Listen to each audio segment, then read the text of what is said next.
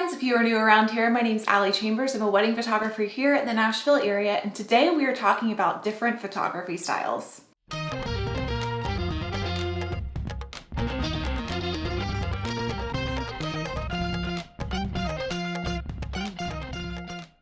Whether you are looking to hire a wedding photographer or if you are a newer wedding photographer trying to figure out what style you want your personal style to be, it can be a little overwhelming to try to find all the different names and styles of photography. So today we're going to be looking at those different styles, putting a name to it so that you can figure out what style is a best fit for you. As a disclaimer, we're going to be looking at a lot of different styles today, but photography really is a spectrum and you'll see a lot of different elements of each style within each business. But so that I don't bore you and make this video extremely long, we're just going to be doing a quick synopsis of a couple of different styles that I see by using a lot of my friends here in the Nashville photographer scene. All of their information will be listed in the details below, but let's just go ahead and get into it. We're going to start with a dark and moody. Now this is pretty self-explanatory to people that are in the photo world, but this is going to be a lot of contrast, a lot of dark shadows. You're going to see some desaturation in some of these styles. You may not see a whole lot of greens and yellows, and every single photographer will have their own take and their own difference on how they edit their skin tones and how they kind of overall grade their images. Like any other style, dark and moody is definitely a spectrum, but these are just a couple of friends of mine that definitely shoot within that dark and moody spectrum. Let's move on to the more artistic.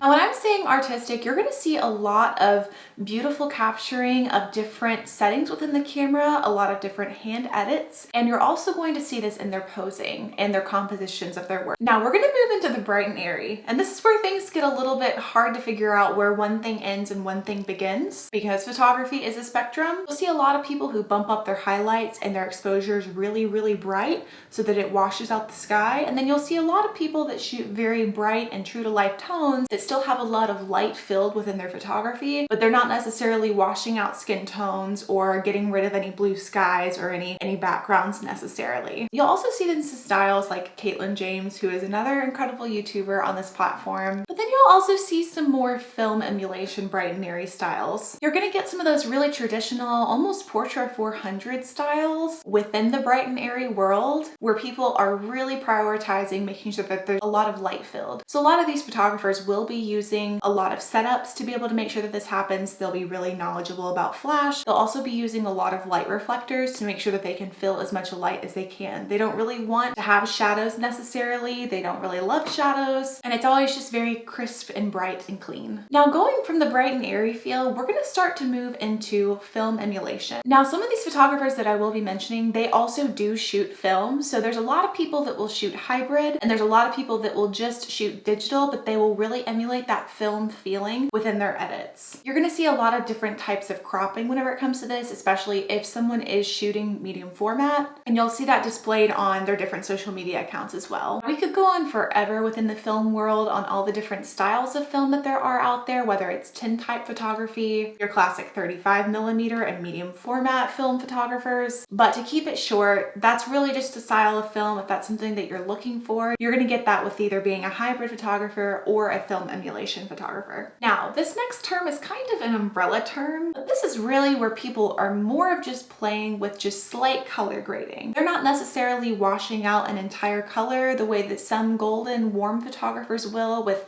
yellows and greens when it comes to the backgrounds of things. They're keeping a lot of their greens, they're keeping a lot of their blues, blue. They may edit the colors just a little bit whenever it comes to grading and really working within that color panel, but they're not necessarily washing out any of the colors from a natural setting. This is kind of the style that I consider myself. I don't like to change my colors too much. I really love color. I really love highlighting color. Now we're going to move into the really warm golden toned photographers. A lot of these photographers are really going to be showcasing golden hour because that's when they're going to get their most lighting and also really showcase a lot of those colors that are naturally brought out by golden hour. Within the golden tone area, you are going to get a lot of different contrasts and you're going to get a lot of different approaches to golden tone, but really you can expect to see a lot of really warm approaches to editing. Now, I don't know if this is necessarily the term that I would use for this, but I'm going to call this next section neutral photographers. They are not too bright, they are not too saturated, they're not too contrasted.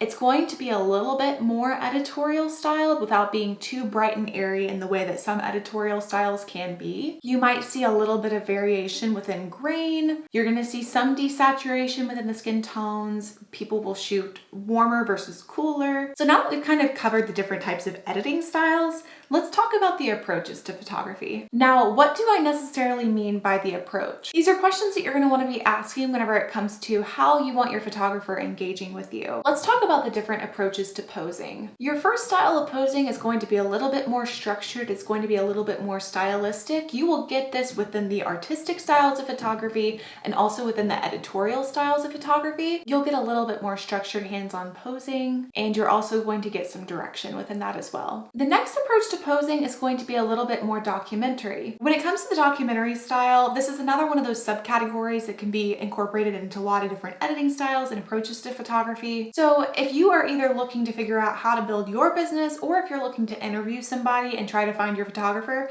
try to figure out how much direction you want. If you want a lot less direction, you may want somebody who's a little bit more documentary. If you do want a lot more direction, you may want somebody who's a little bit more posing and directive, and maybe you want a little bit of both and you want somebody who can hybrid right in the middle. That's really going to come through observing their portfolios, asking them questions on how they like to direct people, and seeing what kind of photos they showcase on their portfolios. Now, if you're a photographer and you're kind of curious how you can create a lot of these editing styles, we're going to go ahead and talk about some of the really popular presets and effects and actions that you can take within Lightroom to create a lot of these different styles. Now, if you've had any experience with presets, you are going to realize very quickly that presets are not a one-click stop shop. Presets require a lot of time, a lot of hand editing, and a lot of manipulation to figure out how your camera settings are going to interact with the presets or the profiles or the Lightroom actions that you are using to create a lot of these styles. It's going to take a lot of time and practice, but these are just some overall presets that I see within these different types of styles. Let's talk about some dark and moody presets. I've seen a lot of friends of mine have a lot of really good success with the Soulmate presets. It's gone under different business names, but whenever I've looked up the business names that I've heard of in the past, this is the website that it directs you to. These are going to have a little bit more contrast, a little bit more darker color grading. Another dark and moody style is G presets by Greg Peterson. You're going to see a lot of different styles represented within these preset collections, but it's a really good starting place for that as well. Now, a lot of these really artistic and beautiful images that you're going to see within a lot of our editorial style photographers, there's a lot of different places that you can look for that. A couple of starting places is looks like film. You're going to see a lot of different styles represented within there, and you're also going to be photographers that are going to have those styles and also what their work looks like, and then you can also purchase those presets through there. Now, I'm going to kind of lump together film emulation and bright and airy because really a lot of these different styles are going to be the grading elements that's going to give you those tone profiles. Within these styles, you can really manipulate the exposure, the highlights, the shadows, all of those different elements to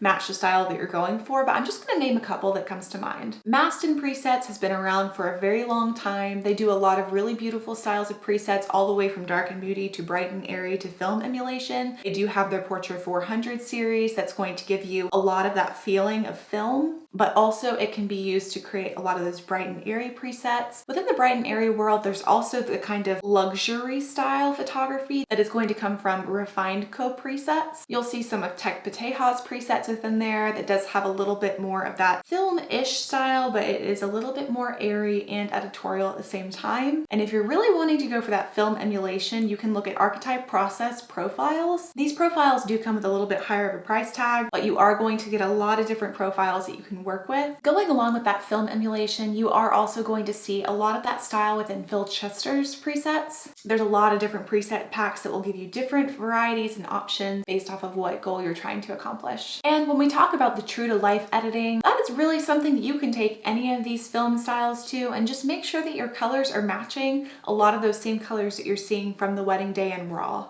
This true to life editing style can be found in the Cascade presets. When we're moving into our very, neutral, desaturated photographers, there's a couple of different people that come to mind, and there's going to be different scales of how golden they are versus how desaturated they are or how cool they are. Those are all things that you can adjust in your Lightroom settings based off of what your goals are. One that comes to mind is Annie Graham. You're going to see a lot of those really beautiful neutral tones within there. You're also going to see a lot of those really neutral soft tones within DC presets, which is Don Charles presets. I know that there are a ton of different styles of photography whenever it comes to editing, approaches to photography out there, so if there's any that I missed that you are really fond of or that you find yourself identifying with, leave it in the comments below. I would love to know what different styles you are interested in and what different styles speak to you. I hope this was helpful if you are either looking to hire your photographer and trying to figure out what style is the best fit for you, or if you are a newer photographer and you're trying to figure out what style you would like to roll with in your business. I hope this video is helpful and informative, and as always, I wish you the best in your photography business. If you haven't yet, I would love for you to subscribe so that you can stick around and see new content that is created each week. And as always, thank you all for watching, and I hope to see you next time. Thanks. Bye.